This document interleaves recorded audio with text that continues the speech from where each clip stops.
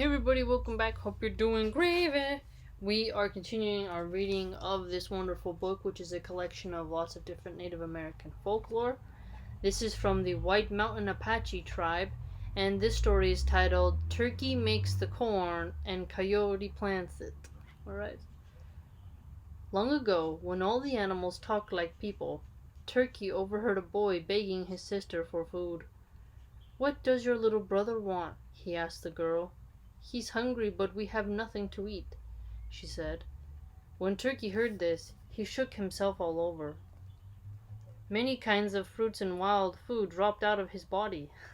That's interesting because they're so fluffy, you get it? And it's like, and the brother and sister ate these up. Turkey shook himself again, and a variety of corn that is very large dropped out of his feathers. He shook himself a third time, and yellow corn dropped out.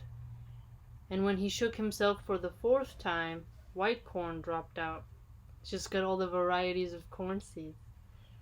Bear came over and Turkey told him, "I'm helping to feed my sister and my brother over there." Bear said, "You can shake only 4 times to make food come out of you, but I have every kind of food on me, from my feet to my head." Bear shook himself, and out of his fur dropped juniper berries. Okay, so the bear and Turkey are shaking. They're like Santa Claus, but dropping stuff out their bras. He shook himself again, and out dropped a cactus that is good to eat. Nopales, I like scrambling those with eggs, tomatoes, and onions. So good. Then he shook out acorns, and then other kinds of cactus, then gamble oak acorns, then blue oak acorns, then pinon nuts, then a species of sumac, then manzanita berries, then wild mulberries, then saguaro fruit. Oh, so sumac. That's really unique. So we got oak tree acorns, we got nuts, we got spices, cactuses, corn varieties. Interesting. Turkey said to the boy and girl, "I have 4 kinds of corn seeds here for you, and this is a good place to plant them." The sister and brother cut digging sticks and made holes with them. In the holes they planted all their corn seeds. The next day the corn had already come up, and was about 1.5 feet high. The girl said, "We still have some squash seeds here," so they planted them too. Yeah, it's cool that the turkey can understand them, right? They have this language utility. The boy and girl asked Turkey for more corn seed. "The corn is coming up nicely," they said, "so we want to make another farm and plant more corn there." Turkey gave them the seed, and they left him to look after their first fields while they started off to make the other farm. When they came back, they heard Turkey hollering at the cornfield. They ran down there and saw him dragging one wing along the ground, on the side toward them.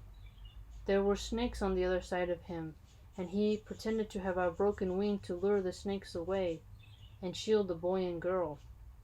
So the turkey is sort of playing trickery with snakes. So that is the first time I've ever heard of a turkey kind of being the hero, let alone being able to outwit a snake. So that's pretty cute. The squash plants had young squash on them, and the corn had grown tall and formed ears and tassels. The tassels had pollen in them, and the snakes had come to gather the pollen out of the corn plants. I didn't know snakes liked pollen. Turkey told the boy and girl to stay away from the corn for 4 days, when the snakes would be finished. So interesting, let the snakes have some of their meal, or at least, let them get a little piece of the action and then keep the humans away. So it's like a little tit for tat, yet there's some type of unity here because the snakes are dangerous, right? Remember, the turkey lured them away, yet he's saying, well, if they're going to come back and eat the corn, let them eat it, just stay away from there. Very practical advice. At the end of the 4 days, the corn was ripe. Turkey told them, "This will be the only time when the corn will come up in 4 days. From now on, it will take quite a while." And it does. So that's cute. He ended it with, like, it's true that corn does take a while to grow. This is going to be the only time where, harvest is that quick. By now the brother and sister had planted corn 3 times, and they gave seeds to other people. Then Slim Coyote came and asked for some. The corn you planted is growing well and the ears are coming out on it, he said. I'd like to have some seeds to plant for myself. Coyote would have to do lots of work if he wanted to raise his corn, but that wasn't his plan. These other people here plant their corn, and after it's grown, they have to cook it. Me, I'm not going to do it that way. Why not? I'll cook my corn first and then plant it.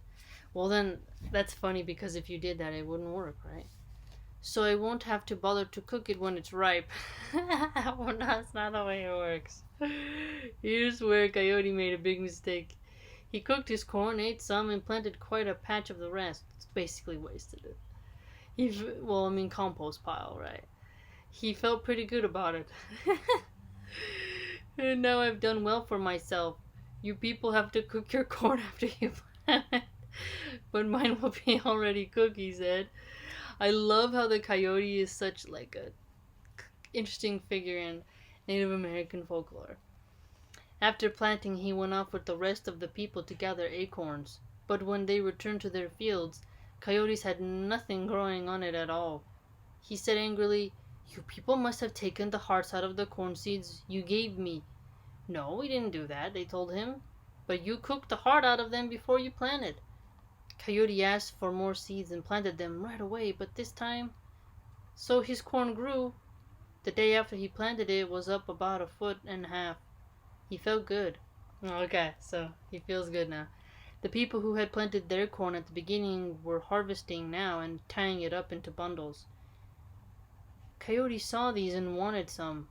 People got mad at Coyote because he was always asking them for corn. People got mad at him. Oh, well, he does seem like he's a little bit, not always perfect. "I just want some green ears to feed my children," he would say. And this is funny because it's like, you can think of Coyote as the name of a tribes member, but also at the same time as an anthropomorphized coyote, right? Because he's eating corn, which I don't think coyotes really eat corn, but it is cute. "As soon as my corn is ripe, I'll pay you back." The other people had all their corn in and stripped now, but their squashes were still growing in the field. Coyote stole their squash, and the people all came to his camp. They wanted to know if he was the one who was stealing their squash. Probably was, right? Because he's always the stealing stuff. It's Coyote. Coyote pretended to get angry. "You're always blaming me for stealing everything." Usually because it's always the coyote doing it, right? Snatching up all the chickens. "There are lots of camps over there. Why do you have to choose mine to come to with your accusations?" But the people knew about Coyote's thieving ways. "From now on, don't make your farm near us. Move away and live someplace else," they said. "All right. There are several of you that I was going to repay with corn, but I won't do it now that you've treated me this way." I like this version of Coyote. He said, so Coyote's family lived poorly, and they never bothered to cook anything before they ate it. Based on Grenville Goodwin's version of 1939. And they never bothered to cook anything before they ate it. So like Coyote eating things raw. He planted all the corn ahead of time and it was cooked. So it's like Coyote's usually the smart trickster. Here it was like he was a little smart but also a little dumb. So you get a new spin on the Coyote figure. Yet look how cool Turkey is, right? And it's interesting that during Thanksgiving, we eat turkey. Turkey is a symbol of the harvest. Everybody's gathering everything. Yet here in this Native American story, the turkey's the one bringing all the corn seeds and varieties that you can plant. And then it's also a harvest story because they were harvesting corn. And the harvest was 4 days instead of a long drawn-out period. So another cool symbolism story surrounding turkeys and, the harvest season. The bear, though, that was also unique, that the bear and turkey kind of had a competition of jingle their bodies and see what falls on the ground. So that's unique. So, perfect. White Mountain Apaches. Very cool storytelling.